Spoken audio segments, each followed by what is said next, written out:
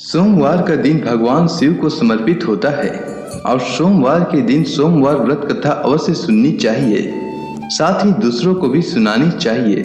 इससे भगवान शिव अति प्रसन्न होते हैं और सभी मनोकामना पूर्ण करते हैं। तो चलिए सुनते हैं सोमवार व्रत कथा।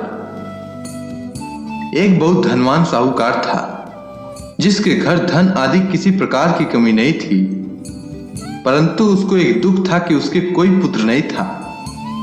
वह इसी चिंता में दिन रात रहता था और वह पुत्र की कामना के लिए प्रति सोमवार को शिव जी का व्रत और पूजन किया करता था तथा सायंकाल को शिव मंदिर में जाकर के शिव जी के श्री विग्रह के सामने दीपक जलाया करता था। उसके इस भक्ति भाव को देखकर पार्वती जी ने शिव जी महाराज से कहा, महाराज, यह साहूकार आपका अनन्य भक्त है और सदैव आपका व्रत और पूजन बड़ी श्रद्धा से करता है। इसकी मनोकामना पूर्ण करनी चाहिए।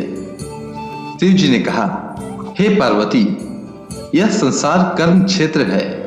जैसे किसान खेत में जैसा बीज बोता है वैसा ही फल काटता है, उसी तरह इस संसार में जैसा कर्म करते हैं वैसा ही फल भोगते हैं।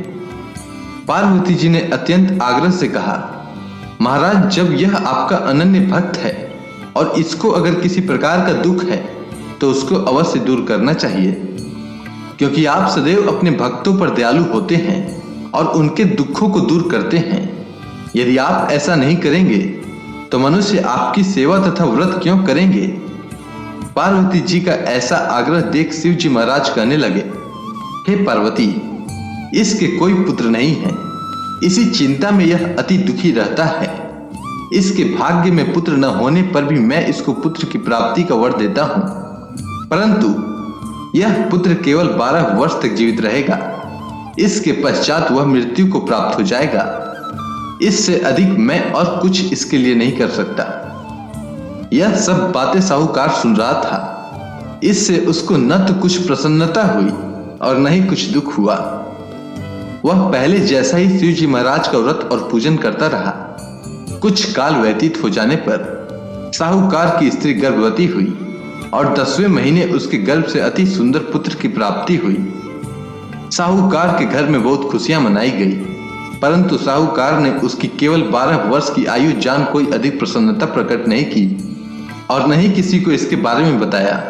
जब वह बालक 11 वर्ष का हो गया तो उस बालक की माता ने उसके पिता से विवाह आदि के लिए कहा, तो वह साहूकार कहने लगा कि मैं अभी इसका विवाह नहीं करूंगा, अपने पुत्र को काशी जी पढ़ने के लिए भेजूंगा। फिर साहूकार ने अपने साले अर्थात बालक के मामा को बुलाकर उसको बहुत सा धन देकर कहा कि तुम बालक को काशी जी पढ़ने के लिए ले जाओ और रास्ते में जिस स्थान पर भी जाओ यज्ञ करते हुए ब्राह्मणों को भोजन कराते जाओ। वह दोनों मामा भांजे यज्ञ करते और ब्राह्मणों को भोजन कराते जा रहे थे। रास्ते में उनको एक शहर पड़ा। उस शहर में राजा की कन्या का विवाह था और दूसरे राजा का लड़का जो विवाह कराने के लिए बारात लेकर आया था वह एक आंख से काना था। उसके पिता को इस बात की बड़ी चिंता थी कि कहीं वर को देख कन्या के माता पिता विवाह में किसी प्रकार की अड़चन पैदा न कर दें।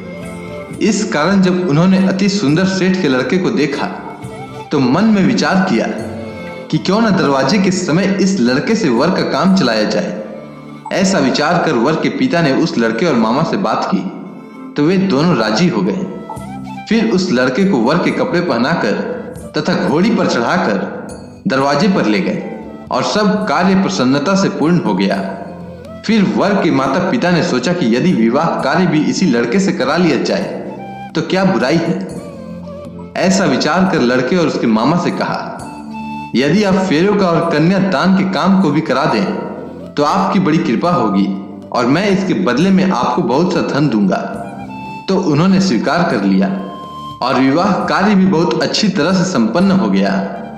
परंतु जिस समय लड़का जाने लगा तो उसने राजकुमारी की चुंदड़ी के पल्ले पर लिख दिया कि तेरा विवाह तो मेरे साथ हुआ है, परंतु जिस राजकुमार के साथ भेजेंगे वह एक आंख से काना है और मैं काशी जी पढ़ने जा रहा हूँ।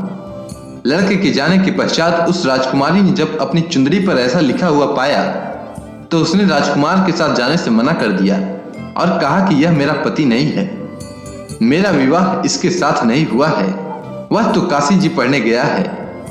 राजकुमारी के माता पिता ने अपनी कन्या को विदा नहीं किया और बारात वापस चली गई। उधर सेठ का लड़का और उसका मामा काशी जी में पहुंच गए। वहां जाकर उन्होंने यज्ञ करना और लड़के ने पढ़ना शुरू कर दिया। जब लड़के की आयु 12 साल की हो गई, उस दिन उन्होंने यज्ञ रचा रखा था कि लड़के ने अपने मामा से कहा, मामा जी आज मेरी तबीयत कुछ ठीक नहीं है। मामा ने कहा कि अंदर जाकर सो जाओ। लड़का अंदर जाकर सो गया और थोड़ी देर में उसके प्राण निकल गए। जब उसके मामा ने आकर देखा कि वो मुर्दा पड़ा है तो उनको बड़ा दुख हुआ और उन्होंने सोचा कि अगर मैं अभी रोना पीटना मचा दूंगा तो यज्ञ का कार्य अधूरा रह जाएगा। अतः उसने जल्दी से यज्ञ का कार्य समाप्त कर ब्राह्मणों के जाने के बाद रोना पीटना आरंभ कर दिया। संयोगवश उसी समय शिव पार्वती उधर से गुजर रहे थे। जब उन्होंने जोर जोर से रोने की आवाज सुनी तो पार्वती जी ने कहा, महाराज कोई दुखिया रो रहा है, इसके कष्ट को दूर कीजिए। जब शिव पार्वती ने पास जाकर देखा तो वहां एक लड़का मुर्दा पड़ा था। पार्वती जी कहने लगी, महाराज यह तो उसी सेठ का लड़का है जो आपके वरदान से हुआ था। शिव जी कहने लगे, हे पार्वती, इसकी आयु इतनी ही थी, सो यह भोग चुका। तब पार्वती जी ने कहा, हे महाराज, इस लड़के को और आयु दीजिए, नहीं तो इसके माता पिता तड़प तड़प कर मर जाएंगे। पार्वती जी के बार बार आग्रह करने पर शिव जी ने उसको जीवन वरदान दिया और शिव जी महाराज की कृपा से लड़का जीवित हो गया। शिव पार्वती कैलाश पर्वत पर चले गए। तब वह लड़का और मामा उसी प्रकार यज्ञ करते तथा ब्राह्मणों को भोजन कराते हुए अपने घर की ओर चल पड़े। रास्ते में उसी शहर में आए जहां उसका विवाह हुआ था। वहां पर आकर उन्होंने यज्ञ आरंभ किया तो उस लड़के के ससुर ने उसको पहचान लिया और अपने महल में ले जाकर उसकी बड़ी खातिर की। साथ ही बहुत दास दासियों सहित आदर पूर्वक लड़की और जमाई को विदा किया। जब वह अपने शहर के निकट आए तो मामा ने कहा कि मैं पहले तुम्हारे घर जाकर खबर कर लेता हूं। जब उस लड़के का मामा घर पहुंचा तो लड़के के माता पिता घर की छत पर बैठे थे और यह प्रण कर रखा था कि यदि हमारा पुत्र सकुशल लौट आया तो हम राजी खुशी नीचे आ जाएंगे, नहीं तो छत से गिरकर अपने प्राण त्याग देंगे। इतने में उस लड़के के मामा ने आकर यह समाचार दिया कि आपका पुत्र आ गया है, तो उनको विश्वास नहीं आया। तब उसके मामा ने भरोसा दिलाते हुए कहा कि आपका पुत्र अपनी स्त्री के साथ बहुत सारा धन साथ लेकर आया है। तो सेठ ने आनंद के साथ उसका स्वागत किया और बड़ी प्रसन्नता के साथ रहने लगे। इसी प्रकार से जो कोई भी सोमवार के व्रत को धारण करता है अथवा इस कथा को पढ़ता या सुनता है, उसकी समस्त मनोकामनाएं पूर्ण होती है। अगर आपको यह कथा अच्छी लगी हो तो कमेंट सेक्शन में ओम नमः शिवाय लिखना ना भूलें। धन्यवाद।